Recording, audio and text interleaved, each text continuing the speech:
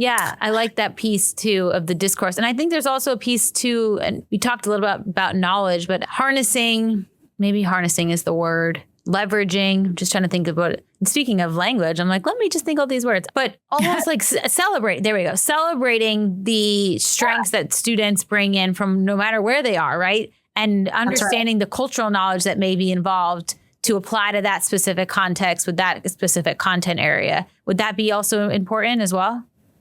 Absolutely. I mean, I can think of an example from our work when emergent bilinguals engage in debates or in our social studies work. They need to practice their vocabulary and the discourse patterns of presenting an argument, and they need to listen to others. They need to write about ideas, all these things.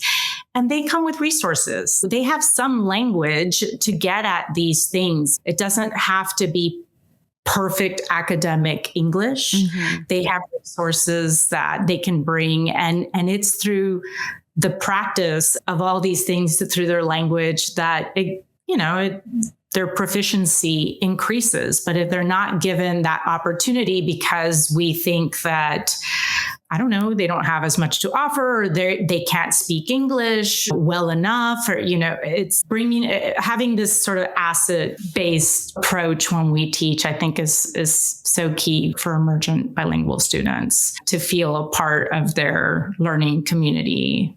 Yeah, that just made me I can consider myself a connector of science and story. And so when I think about the story of integrated approaches to comprehension, I love what you're focusing on with the integration of literacy, language, and writing.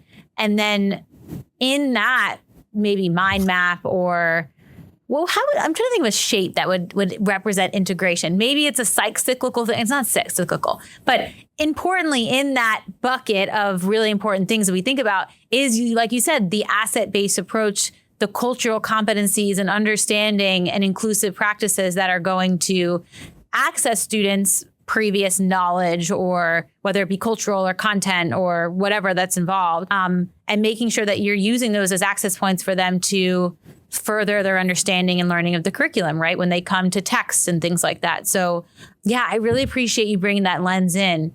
I always have a mind map happening in my brain. I wish I had like a big whiteboard somewhere to start to figure out what that would look like. But yeah, I really appreciate that. The other piece I think about a lot too, as a teacher at Windward, I work in a specialized school for students with language-based learning disabilities like dyslexia. But I have taught in other contexts, and I have worked with teachers and things from a diverse number of school contexts.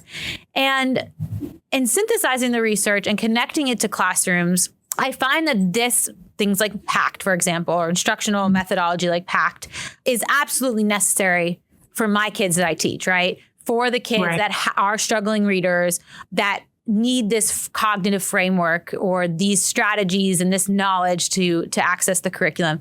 But I also find that it benefits all kids.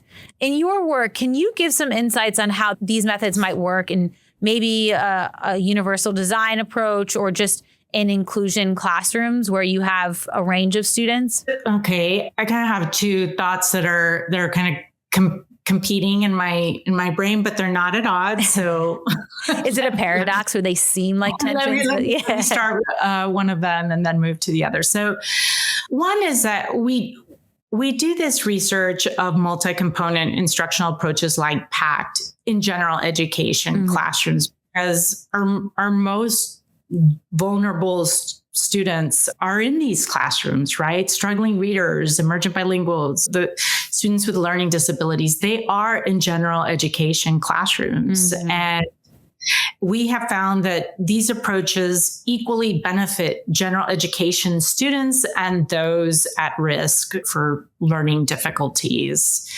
In developing instructional approaches like PACT or in CECL, another EB-focused project, we also conduct many small and large pilot studies to collect input and feedback from teachers to be able to determine whether the individual components and the instructional approach as a whole are feasible and usable, and do they ensure that these high need students needs are being met. And also that teachers can implement them with the limited amount of time that they have, right? So all this is carefully tested and the approaches are developed with teachers. We don't develop them in some lab or something and then bring them to teachers and ask them to implement. They are very much a part of the development of and the refinement of these components that make up the instructional approach. And we take what we know from existing research and then we mold the components with teachers and